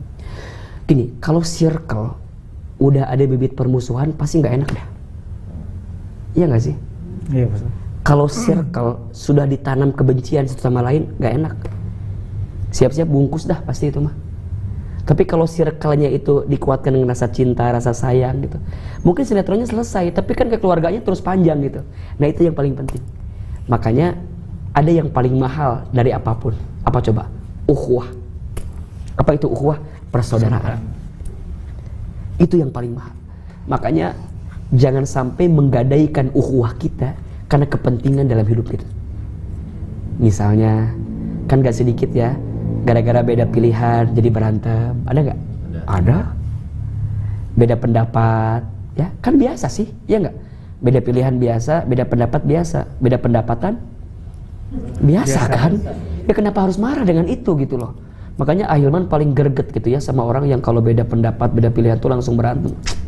Terlalu mahal pertemanan kita untuk dihabiskan dengan beda kayak gitu, ya kan? Lo boleh beda, kita juga emang beda, ya udah biasa aja. Kita masih circle yang sama kok. Beda boleh, marah jangan. Ulangi, beda boleh, marah jangan. Sepakat? Sepakat. Gitu. Terima kasih Pak Ustadz. Semoga menjawab ya Mas Taufik. Jawab. Baik, selanjutnya ini ada pertanyaan dari Juragan. Silakan. Assalamualaikum Juragan. Waalaikumsalam. Ya Juragan, silakan. Waalaikumsalam. Saya mau tanya Ustaz, ini misalkan tetangga saya Hamas Ustaz. Hamas itu suka pinjem duit. Nah, sekali dikasih, 2 kali dikasih. Hari ini anaknya mau sekolah, besok kontrakan habis, ada aja pokoknya bahan dia untuk pinjem duit. Kapan waktu saya udah mulai bosan, dia mulai ada, nantilah kalau saya kerja saya ganti. Begitu dia kerja dia lupa, nanti udah selesai kerja nggak punya duit lagi, pinjam lagi. Masalahnya itu tetangga Pak Ustadz. Kalau saya gak kasih, Hamas ini mana Hamasnya, gambarnya di Hamas. Iya. Ini kan nggak enak ya. Nah, menyikapi kondisi seperti ini gimana Pak Ustadz? Ini mumpung ada Hamasnya sekarang. Tapi contoh loh ini Pak Ustadz. Iya. Hamas ini cuma contoh, cuma Hamasnya ada biar Hamasnya dengar. Iya, Masya Allah. Memang ada yang begitu kadang-kadang ya. Iya, Mas. Ya, nggak usah jauh-jauh lah. Kadang-kadang kayak teman kita dah, teman SMP, teman SMA kan, nggak pernah WA. Sekali WA minjem duit, ada nggak? Ada kan? Nggak pernah WA, tiba-tiba WA, bro minjem duit gitu kan? Bicara hati, kesel nggak? Kesel, nggak pernah nyapa, nggak pernah tegur, tiba-tiba minjem duit, betul kan? Yang satu. Nah, sama dengan pertanyaan Juragan tadi, ada orang ini tetangga kita. Nah, kita tahu memuliakan tetangga itu kan baik ya. Tapi emang udah ngeselin tetangganya. Kita baikin tambah ngelunjak. Kita nggak baikin tetangga kita, kan jadi serba salah. Nah, maka sikapnya ada 3. 1, berusaha terus berbuat baik. Ya. 2, Ustadz kita udah terus berbuat baik, tapi dia nggak berubah-berubah. Maafkan kesalahannya. Tapi dia masih ngulangi lagi. Nah, baru nanti poin yang ketiga, jaga jarak dengan dirinya. Beda memaafkan dengan melupakan. Beda nggak? Beda Ustadz. Beda. Memaafkan itu membersihkan hatimu agar tidak membenci kepada orang yang menyakitimu. Sedangkan melupakan membersihkan pikiranmu agar tidak ingat kepada orang yang menyakitimu. Beda. Memaafkan adanya di hati, melupakan adanya di mana? Di pikiran kita. Berarti kalau ada teman kita, tetangga kita yang ngeselin kita, poin pertamanya apa? Tetap maafin dia. Nah, walaupun kita nggak bisa lupa keburukan dia kan, maka nanti jaga jarak. Ustadz, apakah itu nggak masuk mutusin silaturahmi? Tidak. Kan hati kita udah bersih, kita udah nggak benci sama dia. Cuman kita jaga jarak sama dia biar nggak benci lagi sama dia gitu loh. Kan ada bahasa sekarang tuh anak Jaksel toksik, tau nggak? Ya, toksik itu apa ya? Bahasa. Jadi orang tuh yang jadi bikin penyakit ke kita kan gitu kan? Lingkungan toksik gitu ya, seseorang yang toksik. Itu kan, ya kita kan nggak bisa ngerubah arus ombak dia kan? Kita bisa ngerubah sikap kita aja sama dia gitu. Berarti gimana ya, jaga jarak. Kita nggak benci sama dia, enggak. Cuman kita jaga jarak agar hati kita bersih. Yang nggak boleh gini, kita maafin Mas Hamas nih, kita jaga jarak, tapi di belakang kita ngomongin dia, bro, lo jangan temen sama Hamas ya, dia nggak bener bro. Nah, tapi dia udah maafin, tapi dia kayak gitu ke orang, berarti dia belum maafin. Kalau mau ya clear di situ. Nah, maka kembali kepada pertanyaan Pak Aris tadi, jika hati kita masih kuat, tetap berbuat baik sama dia. Kalau enggak, ya udah maafin kesalahan 3. Ketiga, ya jaga jarak, hindari dia. Ingat ya, bukan berarti kita nggak memuliakan Mas Hamas sebagai tetangga, bukan. Tapi emang dia nggak introspeksi diri gitu. Kadang-kadang orang tuh butuh disentil, ya butuh diingetin lah, agar kemudian dia ngerti gitu. Ya, bukan berarti kita zolim, bukan. Justru kalau kita masih terpontang-panting dengan keadaan itu, kita yang zolim dengan diri kita sendiri. Kalau bahasa tadi apa? Toksik. Kita menyakiti diri kita. Ya, kan ada ya orang yang kalau kemudian lihat dia tuh aduh sakit hati, kesel, udah kalau mau blok ya blok aja. Kalau mau jaga jarak dengan dia, jaga jarak aja. Ingat ya, bukan mutusin silaturahmi, bukan. Tapi saya menjaga hati agar bersih dan tidak membenci dirimu. Makanya kalau yang pernah punya mantan gitu ya, buanglah mantan pada tempatnya. Ya. Iya, malah kalau bisa galeri kita yang masih ada foto dia ya udah delete aja. Tapi Ustadz, fotonya bisa kita delete tapi kenangannya enggak Ustadz. Ya udahlah. Coba, kenapa kenangan masih ada? Karena kita masih menyimpan memori dirinya kan. Belajar, hilangin semua tentang dia, belajar terima yang ada. Udah, itu pelan-pelan akan bisa. Sama tetangga kita. Ya syukur-syukur kalau kita punya uang beli rumah baru aja dah. Pindah sekali. Kecuali dia diusir dari kampung ini kan, gitu kan nggak mungkin juga kan. Ya udah, kalau kita punya rezeki ya udah kita hindarin toksik. Makanya tadi kalau beli rumah jangan hanya bangunannya, tapi beli apanya juga? Lingkungannya, tetangganya. Ini adab yang terbaik untuk kita. Makanya kalau bisa pas beli rumah tuh cari masjid di mana, iya kan? Makanya kalau beli rumah cari yang dekat masjid. Terus tanya minimal kiri kanan depan belakang kita tuh siapa yang punya, gitu. Khawatirnya ya tadi tuh ada hal-hal yang membuat kita tersinggung, tersakiti ya. Maka insya Allah ya, jika kita bisa memaafkan lebih baik. Ya, tapi jika tidak, tetap memaafkan di hati, tapi jaga jarak dengan dia. Nggak apa-apa. Itu bukan berarti menghinakan tetangga kita, tapi justru menjaga hati kita agar gak benci dengan tetangga kita. Wallahu a'lam bishawab. Masya Allah, terima kasih Pak Ustadz. Itu tadi Juragan, mohon saya bisa dimaafkan ya Juragan. Ya, tapi baik. Nanti kamu bikin PH baru biar Hamas nggak ikut. Ya, baik teman-teman semua, yang ingin bertanya, saya ingatkan lagi bisa langsung tanya di kolom komentar. Dan buat teman-teman yang ada di studio, mungkin ada yang mau bertanya lagi? Dari yang akhwat mungkin? Ya, ibu-ibu silakan. Masya Allah. Ini, oh ya, Pak Ustadz. Ya. Saya mau nanya, Assalamualaikum warahmatullahi wabarakatuh. Waalaikumsalam warahmatullahi wabarakatuh. Keren, Pak Ustadz. Tagih hutang saya. Agak takut saya barusan. Gimana? Saya punya tetangga non Muslim. Terus begitu dia Natalan ngundang. Aduh, iya. Nah, disuruh datang ke rumahnya, dikasih makanan sama bingkisan. Itu iya. Gimana tuh? Terima bingkisannya? Pertanyaannya apa? Harus gimana sikapnya? Iya, maksudnya kalau mau nolak gimana, kalau diambil terus kita apain gitu. Iya, baik. Makasih Pak Ustadz. Assalamualaikum warahmatullahi wabarakatuh. Waalaikumsalam warahmatullahi. Gimana Mas? Mungkin saya pernah ngalamin juga Pak Ustadz. Jadi ada tetangga yang non Muslim, kemudian waktu itu bertepatan dengan hari Paskah kayaknya. Nah, tetangga saya itu ngasih bingkisan makanan, nah gitu. Mungkin baiknya kita harus apakan Ustaz? Maksudnya apakah kita boleh makan makanan itu, atau kalau misalnya bukan makanan tapi barang, kita simpan atau kita sedekahkan ke orang lain itu? Oke, Masya Allah, tabarakallah. Baik, mungkin ini beda pendapat sama yang lain ya, tapi ini pendapat kita dan dari pandangan yang kita pelajari gitu.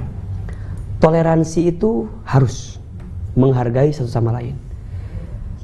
Toleransi itu artinya menghargai dan menghormati, tapi bukan mencampur adukan apa yang beda dengan kita.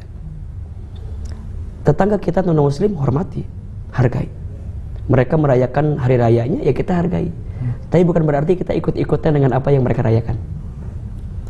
Karena toleransi bukan berarti mencampur adukan apa yang beda dengan kita, tapi menghormati. Nggak boleh menghina, nggak boleh menyinggung, nauzubillah, nggak boleh kita ngomongin di belakangnya, nggak boleh. Nah, bahkan misalnya mohon maaf ketika dia merayakan Natal misalnya kan sebagian orang ada yang bilang nggak boleh mengucapkan, tapi sebagian lagi sebagai bentuk sosial mah tidak jadi persoalan gitu ya. Nah, kan kita bisa aja menyebutkan selamat berbahagia misalnya dengan apa yang dia rasakan gitu ya. Ya mungkin kalau konteks 1-2 sih nggak masalah, tapi kalau semua teman tetangga kita adalah non muslim, berarti kehadiran kita harus menghormati mereka gitu ya. Minimal ikut merasakan di hati apa yang mereka sedang rasakan gitu. Tidak menghina, tidak menjatuhkan, dan tidak membicarakan. Nah, kalaupun dia mengirimkan sesuatu, ya kita bisa tolak baik-baik jika itu bersentuhan dengan akidah kita. Misalnya, jika dia ngirim makanannya ada sesuatu yang tidak halal, bisa kita bilang bahwa mohon maaf ya, kan pasti dia juga paham lah ya, dan mungkin ya rasanya nggak mungkin dia memberi sesuatu yang mungkin tidak halal bagi kita. Kalau bingkisan kita lihat dulu bingkisannya apa dulu. Kalau sesuatu yang akan merusak daripada keyakinan kita, ya kita hindari. Tapi kalau enggak, ya kita terima. Tapi lebih baik mungkin ada hak orang lain yang bisa kita berikan lagi. Jangan sampai nolak. Ngapain? Lu siapa? Jangan begitu ya, jangan begitu. Terima kasih, makasih, gitu aja. Terima kasih, terus kita terima. Jadi kalau kita nggak suka sama orang, jangan nunjukin nggak suka depan orang itu. Maksudnya gimana? Ya udahlah gitu. Belajar untuk menata hati tentang keburukan dan kebaikan orang itu gitu. Kalau ada orang yang berbuat salah, benci kesalahannya, jangan benci orangnya. Ini prinsip nih. Kalau kita melihat maksiat orang, benci kemaksiatannya, tapi jangan benci orangnya. Kalau kita melihat ada orang yang keliru, ya benci kekeliruannya, tapi jangan benci orangnya. So, kembali kepada poin yang tadi, tetap hargai, tetap hormati, jangan menghina, jangan menjatuhkan, dan jangan kemudian menjerumuskan kepada perkara yang tidak baik. Ya, kalaupun mau nolak dengan baik, komunikasi dengan baik. Insya Allah, selama kita bertemannya baik, ya, maka akan mengantarkan juga kebaikan untuk kita. Malah boleh jadi dengan akhlak kita yang kita hadirkan kepada mereka, mereka menjadi terpesona dengan apa yang kita hadirkan. Kadang dakwah itu lebih tajam dengan akhlak, ya nggak Mas? Betul, dibanding dengan tausiah seperti ini. Maka tunjukkan kita muslim yang baik, tunjukkan kita muslim yang ramah bukan yang marah, tunjukkan kita muslim yang mengajak bukan mengejek, tunjukkan kita muslim yang merangkul bukan memukul, tunjukkan kita muslim yang mencintai bukan mencaci maki. Ya, tahu Muhammad Salah nggak, pemain Liverpool? Ya, tahu. Banyak orang yang katanya di London itu kan banyak orang yang terpesona dengan Islam, salah satunya karena permainan dan akhlak yang dihadirkan. Sadio Mane, ya, kemudian Muhammad Salah gitu. Dia tidak berdakwah dengan lisannya, tapi dia berdakwah dengan perilakunya. Nah, kadang-kadang dakwah kita yang paling tajam dengan akhlak kita.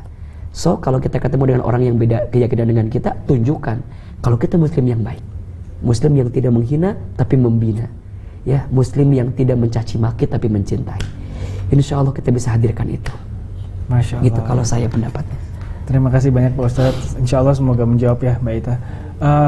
Ini terakhir ada satu pertanyaan lagi dari Mas Riki Perdana. Sepertinya langsung nih Pak Ustadz. Silakan.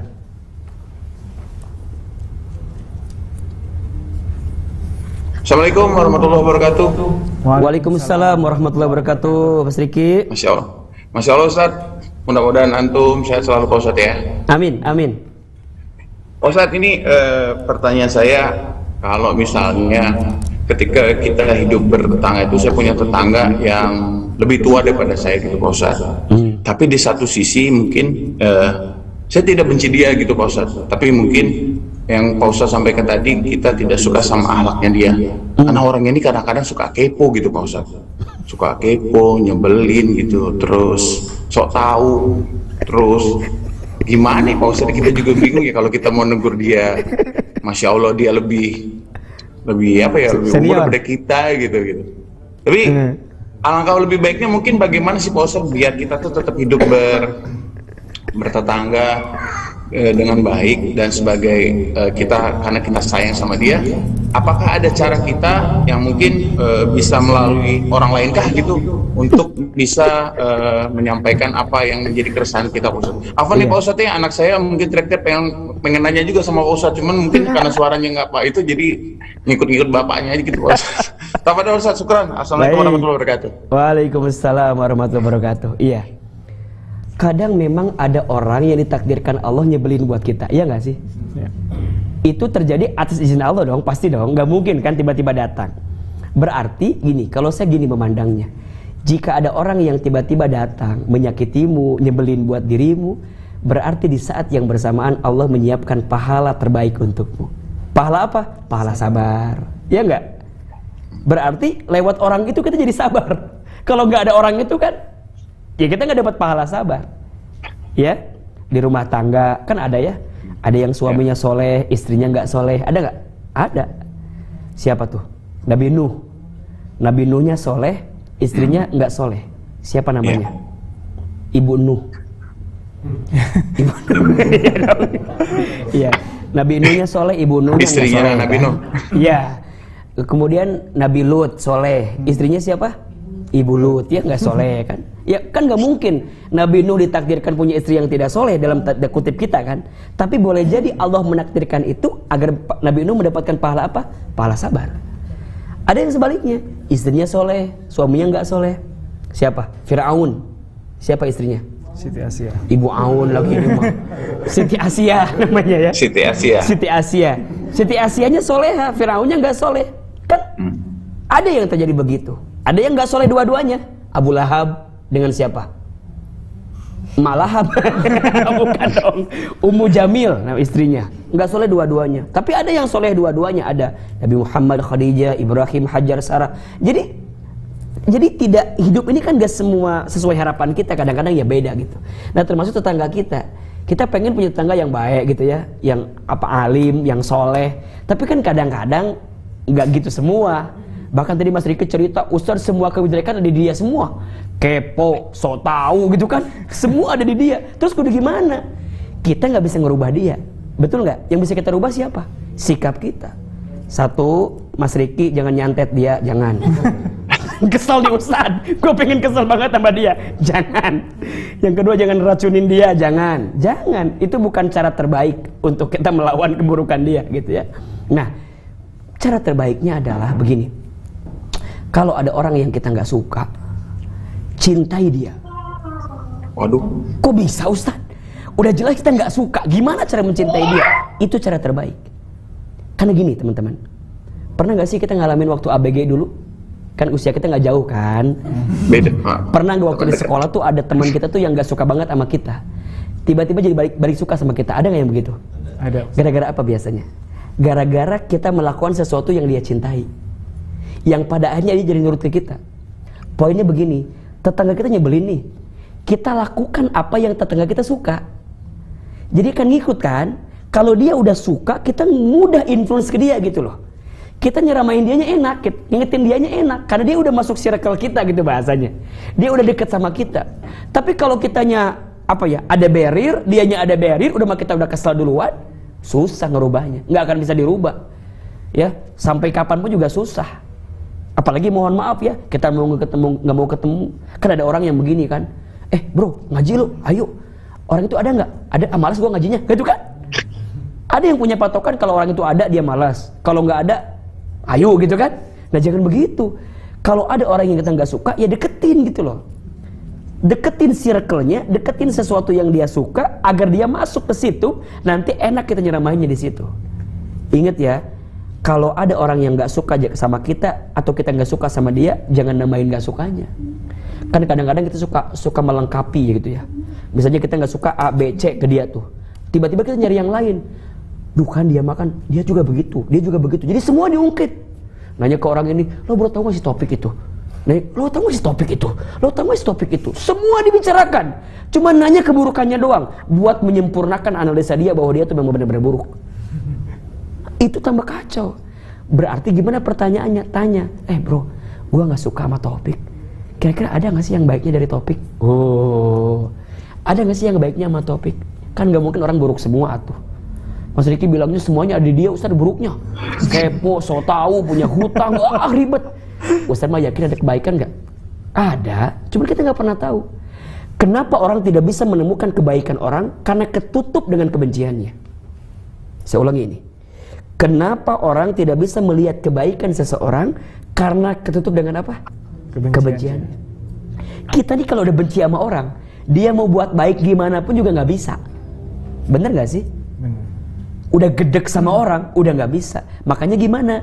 Islam mengajarkan kepada kita jangan membenci. Lihat kalimatnya, irhamu man fil ardi yarhamukum man fis sama. Kata Nabi, cintai yang ada di bumi, maka yang di langit akan mencintaimu. Masya Allah. Masya Allah. Jadi gak boleh kita merawat kebencian. Sebenci-bencinya kita sama kelakuannya dia, kan ujungnya pasti benci sama orangnya kan. Maka hilangin dulu kebencian itu. Ini kebiasaan kita ya. Kita itu suka menghilangkan banyak kebaikan karena satu kesalahan. Iya gak sih? Iya benar. Suami istri di rumah kadang-kadang suka begitu tuh. Istri suka menghilangkan banyaknya kebaikan suami gara-gara satu kekurangan suami. Gak boleh itu. Setiap manusia pasti punya kekurangan, setuju? Setuju. Tapi bukan berarti dia nggak punya kelebihan. Ikan, ada tulangnya, ada dagingnya. Ambil dagingnya, buang tulangnya. Manusia ada baiknya, ada buruknya. Ambil baiknya, buang buruknya. Coba belajar dari situ dulu. Ya, kalau lihat orang, lihat kebaikan. Yang lebih senior, gimana cara lihatnya? Oh, dia usianya lebih senior, pasti amal solehnya lebih duluan dia dibanding saya. Saya, ya, lihat Bang Topik, kan mungkin beliau lebih senior dibanding saya kan, jauh gitu, jauh banget gitu maksudnya. Jadi, nah saya lihat, oke, Bang Topik, beliau itu lebih duluan usianya dibanding saya, pasti lebih duluan juga beramal solehnya. Ya, saya lihat orang yang lebih junior, dia lebih junior, pasti dosanya lebih duluan saya dibanding dia. Jadi lihat semua orang dengan kacamata kasih sayang, penuh cinta kasih sayang. Kalau itu yang dihadirkan, maka kita tidak akan ada kebencian kepada siapapun. Ingat, ini rumus. Sebaik-baiknya diri kita, lebih baik orang lain. Seburuk-buruknya orang lain, lebih buruk diri kita. Coba ulangi. Sebaik-baiknya diri kita, sebaik-baiknya diri kita, lebih baik orang lain. Seburuk-buruknya orang lain, lebih buruk diri kita. Coba jadikan itu prinsip, kita akan lebih tenang menjalani hidup, insyaallah. Aman ya? Aman Pak Riki ya, insyaallah ya. Syukran Ustaz. Amin, insyaallah. Ya. Oke, terima kasih Pak Ustadz, terima kasih Mas Riki. Pak Ustadz, kita masih bisa pertanyaan lagi? Boleh dong. Dari siapa? Oke, silakan. Oh, dari kameramen kita. Iya. Oh. Assalamualaikum warahmatullahi wabarakatuh. Waalaikumsalam warahmatullahi wabarakatuh. Pertanyaannya standar sih Pak Ustadz, cuman kadang-kadang suka bingung menyikapinya nih Pak Ustadz. Masalah tetangga. Misalkan ada tetangga yang suami istri itu berantem Pak Ustadz. Terus. Nah, kita dengar. Kita bingung tuh Pak Ustadz nyikapinya tuh. Sementara bahkan sampai mengganggu telinga, kayak banting-banting piring lah apalah gitu segala macem. Nah, kita mau melerai atau kita diemin aja karena itu urusan keluarga kan, itu urusan dia. Cuma kalau nggak kita lerai, takutnya tiba-tiba bacok-bacokan, kita nggak tahu kan Pak Ustadz. Kita yang salah sebagai tetangga. Nah, itu bingung tuh Pak Ustadz nyikapinya. Berat juga ini pertanyaannya. Iya, atau kita liatin gitu, atau kita lerai, tapi takutnya malah ikut campur. Atau kita nonton aja kali ya. Nah, itu sih pengennya gitu Pak Ustadz. Sambil megang siapa yang menang. Terima kasih Pak Ustadz, paling seperti itu Pak Ustadz. Assalamualaikum warahmatullahi wabarakatuh. Masya Allah, Masya Allah. Iya, kembali kepada rumus yang tadi itu ya. Barang siapa yang melihat kemungkaran, maka rubahlah dengan tanganmu. Kalau tidak bisa, dengan lisanmu. Kalau tidak bisa, dengan hatimu. Dan itulah selemah-lemahnya iman. Poin pertama, kalau misalnya Bang Elna lihat ada orang lagi berantem, kalau kita punya kemampuan untuk melerainya, lerai. Iya, lerai. Kalau kita punya kemampuan, misalnya kita udah kenal sama dia, misalnya maksud kemampuan tuh kita kenal, kita dekat, kita tahu, ya udah mampu dong. Dan emang dia biasa sama kita gitu dong. Nah, tapi lihat juga, karena ada orang yang mohon maaf ya, gini, ada menasehati itu tanpa dengan nasihat. Ada orang yang hanya dengan diam jadi nasihat. Ada orang yang hanya dengan menatap matanya jadi nasihat. Maka yang kedua nanti, misalnya dia tuh kan lagi ada masalah nih. Kadang-kadang kita nggak usah kemudian nasihatin dia gimana-gimana, ya sudah. Mungkin cara kita menasihati dari jauh akan membuat dia menjadi ketemu titiknya gitu. Maka saat kita ingin menjadi juru damai, kuatkan dulu hati kita. Kita doa sama Allah agar Allah memantaskan kita menjadi juru damai bagi orang lain. Karena kalau kita lemah, jadi 3 berantemnya. Berarti nggak semua orang punya kapasitas ini kan. Kadang ada orang punya masalah, kita ikut campur, jadi tambah masalah. Jadi gimana? Ya lihat dulu situasi dan kondisinya. Jadi nggak bisa dipukul rata kalau menurut saya. Lihat dulu, apalagi urusan rumah tangga, ya kan? Tapi mohon maaf, ya kita punya kewajiban untuk mendamaikan seseorang kan. Berarti kadang begini, nasihat itu datangnya di waktu yang tepat. Contoh gini, pernah nggak teman-teman ada orang nih nemuin kita pengen curhat. Sebenarnya orang yang curhat sama kita, dia tuh pengen apa sih sebenarnya? Pengen dengar. Bukan pengen solusi, tapi pengen apa? Didengarkan.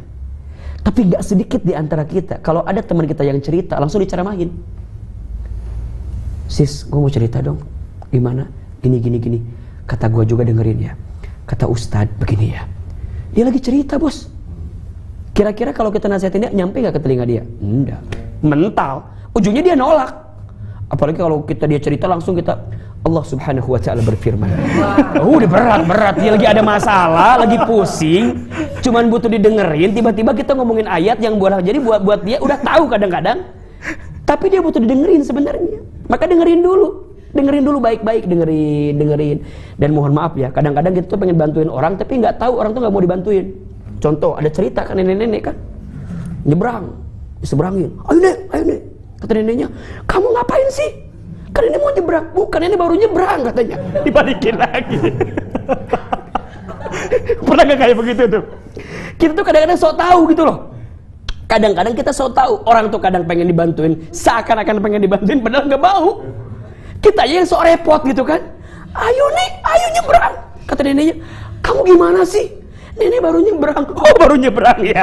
Ternyata neneknya udah diseberangin tadi. Dia nyebrang lagi. Ya Rabbana ya Karim. Poinnya, banyak orang yang seakan-akan kita bantu tapi nggak mau dibantu. Ada orang yang pengen dinasehati tapi sebenarnya nggak mau dinasehati sama kita. Jadi gimana Ustadz? Dengerin dulu. Dan yang paling lucu, pernah nggak teman-teman dengerin perempuan curhat? Dia cerita sendiri, jawab sendiri. Ujungnya Ustadz sering nemuin jamaah begitu kan. Ustadz, aku tuh mau cerita begini loh. Gini, cerita panjang. Terus, Ustadz, kan harusnya aku tuh lebih sabar sedikit ya. Aku tuh lebih tenang ya, lebih ridho aja ya dengan ketentuan Allah tuh ya begini. Dalam hati saya, lo cerita sendiri, jawab sendiri gitu kan. Ternyata poinnya, orang tuh nggak butuh nasihat, butuhnya apa? Didengarkan. Makanya sekarang ada kemampuan yang sulit, kemampuan mendengar. Banyak orang yang ikutan public speaking, tapi sedikit orang yang belajar public listening. Padahal mendengar itu kemampuan yang paling susah. Makanya tadi Kang Ella kalau ada yang lagi berantem, ya kita tonton aja dulu. Sampai mana sih episodenya, biarin aja gitu. Nah baru nanti pada titik tertentu kita panggil salah satunya. Bro, gua kemarin lihat lo berantem, boleh cerita nggak gitu. Jadi jangan dijudge. Lo gak boleh kasar sama perempuan ya. Dia tuh lagi kesel banget ya. Dan kita nggak tahu, boleh jadi dia ada masalah sama istrinya. Istrinya mungkin ada masalah sama suaminya. Kita nggak pernah tahu. Makanya ada ranah private, ya. Ada ranah ada ranah umum. Makanya kalau kita hidup bertetangga, kita harus tahu mana yang ranah private, mana yang ranah umum. Iya kan? Termasuk mohon izin ya. Jangan pernah membicarakan aib pasangan kita kepada orang lain. Jangan pernah membicarakan aib keluarga kita kepada orang lain. Tetangga juga jangan. Karena kadang-kadang suka begitunya. Masalah di rumah tetangga jadi tahu. Dan ingat ya, kalau kita ketemu orang yang ngomong gini, bro cerita sama gua gak akan cerita sama orang kami kayak gini nih. Siap-siap besok gosipnya menyebar kemana-mana tuh pasti tuh. Berarti bukan salah orang yang nyebarin gosipnya, mungkin salah kita yang tidak pandai menjaga aib kita sendiri. Betul? Jadi belajar tahan. Kan kadang suka kesel ya. Kalaupun mau curhat boleh. Sama siapa? Fas'alu ahli dzikri in kuntum la ta'lamun. Maka tanyakanlah kepada ahli zikir, ahli ilmu, ahli ibadah jika engkau tidak tahu. Jadi cerita kepada orang yang tepat. Ya. Kadang yang tidak tepat bukan curhatanmu, tapi caramu dan kepada siapa kamu curhat itu. Maka cari orang terdekat ya. Termasuk kalau mau negur orang, ya jangan langsung, boleh jadi ada orang terdekat dia yang bisa lebih ngerti. Kita bilang sama orang itu, bro, coba ingetin dia deh. Kayaknya dia kemarin ada gini. Nah itu bisa lebih enak. Insya Allah mudah-mudahan bisa diterima cara kita bagaimana menghadirkan kebaikan itu. Baik, terima kasih banyak Pak Ustadz. Jazakumullah khairan katsir. 9:10 loh, luar biasa. Gak kerasa ya? Kerasa gak sih? Ustadz kerasa banget tapi ya. Baik Pak Ustadz, mungkin Pak Ustadz bisa menutup pertemuan kita malam ini dengan kesimpulan dan juga dengan doa. Iya, baik teman-teman sekalian yang hadir di studio ataupun yang menyimak via Zoom, via YouTube. Tetangga itu adalah anugerah terindah yang Allah hadirkan dalam hidup kita. Barang siapa yang beriman kepada Allah, beriman kepada hari akhir, maka muliakanlah tetangganya. Mudah-mudahan tetangga kita, jika dia baik jadi ujian syukur, jika dia kurang baik jadi ujian sabar. Jadi dua-duanya ada kebaikan yang bisa kita hadirkan. Jangan membenci, karena hati yang penuh kebencian hanya mengantarkan kesempitan dan kesulitan. Tapi hati yang penuh kasih sayang akan mengantarkan kebahagiaan dan kelapangan. Mulai hari ini, belajar minta maaf jika menyakiti, belajar memaafkan jika disakiti. Ulangi, belajar minta maaf jika menyakiti, belajar memaafkan jika disakiti. Itulah akhlak yang Islam anjurkan kepada kita. Mudah-mudahan kita punya tetangga yang baik dalam hidup ini. Amin. Kita juga bisa bersikap baik kepada tetangga kita. Amin. Dan mudah-mudahan kita semua di ANP kelak Allah tetanggakan kita di surganya. Amin. Amin ya rabbal alamin. Terakhir mari kita angkat kedua telapak tangan. Kita berdoa kepada Allah. Istighfar 3 kali. Astaghfirullahaladzim. Astaghfirullahaladzim. Astaghfirullahaladzim. Al-Fatihah. A'udzubillahi minasyaitonirrajim. Bismillahirrahmanirrahim. Alhamdulillahirabbil alamin. Arrahmanirrahim. Maliki yaumiddin. Iyyaka na'budu wa iyyaka nasta'in. Ihdinas siratal mustaqim. Siratal ladzina an'amta 'alaihim ghairil maghdubi 'alaihim waladdallin. Amin. A'udzubillahi minasyaitonirrajim. Bismillahirrahmanirrahim. Alhamdulillahirabbil alamin. Hamdan syakirin, hamdan na'imin, hamdan yuwafi ni'amahu wa yukafi mazidah. Allahumma shalli ala sayyidina Muhammadin sallallahu alaihi wasallam wa ala alihi wa ashabihi ajmain. Allahumma la tada' lana fi maqamina hadha damban illa ghafartah, wa la hamman illa farajtah, wa la maridan illa syafaitah, wa la aiban illa satartah, wa la daynan illa qadaitah, wa la hajatan min hawaijid dunya wal akhirah illa qadaitah wa yassartah. Ya Allah, jika ada di antara kami malam ini yang banyak dosa, ampuni dosa-dosa kami ya Allah. Jika ada di antara kami ya Allah yang buruk masa lalunya, tutup aib-aib kami ya Allah. Jika ada di antara kami yang sering berbuat maksiat, hapuskan maksiat kami ya Allah. Jangan pisahkan kebersamaan kami malam ini, kecuali Engkau ampuni dosa-dosa kami. Apalagi dosa kami kepada orang tua kami ya Allah. Ya Allah, ampuni kami jika pernah durhaka kepada orang tua kami. Ampuni kami jika pernah menyakiti hati orang tua kami. Jika orang tua kami masih hidup, panjangkan umurnya ya Allah. Sehat afiatkan tubuhnya ya Allah. Muliakan hari tuanya ya Allah. Bahagiakan sisa hidupnya ya Allah. Namun jika orang tua kami ada yang sudah wafat, lapangkan alam kuburnya. Terima iman Islamnya, ampuni dosa-dosanya. Jadikan kuburannya raudhah min riyadil jannah. Dan kumpulkan kami bersama orang tua kami di surgamu nanti ya Allah. Allahumma ighfir lana wa liwalidina warhamhum kama rabbawna shighara. Ya Allah, ampuni kami kepada keluarga kami. Ampuni kami jika pernah menyakiti hati pasangan kami, jika pernah menyakiti anak cucu keturunan kami. Ampuni kami ya Allah jika kami pernah menyakiti tetangga kami, jika kami pernah menyakiti teman kami, jika kami pernah menzolimi sahabat kami, jika kami pernah menggibahi sahabat kami di belakangnya ya Rabb. Ya Allah, kami mohon ampuni lisan kami yang sering berbohong, ampuni lisan kami yang sering ingkar janji, ampuni lisan kami yang sering fitnah, ghibah, menghina, menjatuhkan ya Rabb. Malam ini kami belajar tentang adab bertetangga ya Allah.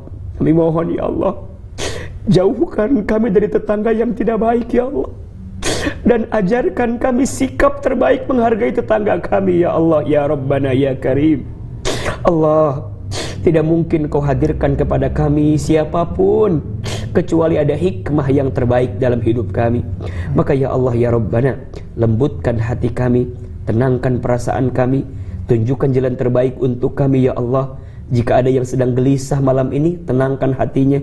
Jika ada yang sedang punya masalah, angkat masalahnya. Jika ada yang sedang sulit, mudahkan kesulitannya. Jika ada yang sedang terlilit dengan hutang piutang ya Allah, bantu kami jalan keluar melunasinya ya Allah. Jika ada yang sakit, sembuhkan penyakitnya. Jika ada yang punya aib, tutup aibnya. Jika ada yang punya hajat, segerakan hajatnya ya Rabbal Alamin. Hasbunallah wa ni'mal wakil, ni'mal maula wa ni'man nasir. Ya Allah, kami semua keluarga besar ANP ya Allah, alhamdulillah dengan nikmat-Mu hari ini ya Allah, begitu banyak anugerah yang Kau berikan. Dari mulai sinetron yang sedang berjalan sampai nanti yang sedang direncanakan ya Allah, tukang ojek pengkolan, kampung Jakarta, preman pensiun, semua ya Allah, berkahi semua pekerjaan kami ya Allah. Berkahi semua aktivitas kami ya Allah. Jadikan pekerjaan ini sebagai jalan kami menghadapkan surga-Mu nanti ya Allah. Allahumma inna nas'aluka ridhaka wal jannah wa na'udzubika min sakhatika wan nar. Ya Allah, jadikan harta kami mengantarkan kami ke surga. Jadikan pekerjaan kami pekerjaan yang mengantarkan kami ke surga. Jadikan sinetron kami sinetron yang bisa membahagiakan orang lain ya Allah, yang bisa mengantarkan kami ke dalam surgamu. Rabbana taqabbal minna innaka antas samiul alim wa tub alaina innaka antat tawwabur rahim. Ya Allah, jika malam ini kami semua Engkau kumpulkan dalam persahabatan di ANP ini ya Allah, kami mohon pertemankan kami semua nanti sampai di surgamu ya Allah. Rabbana atina fid dunya hasanah wa fil akhirati hasanah wa qina adzabannar. Ya Allah, maafkan sahabat kami, maafkan teman-teman kami, maafkan tetangga kami, maafkan semua orang yang mungkin ada salah dalam kehidupan kami.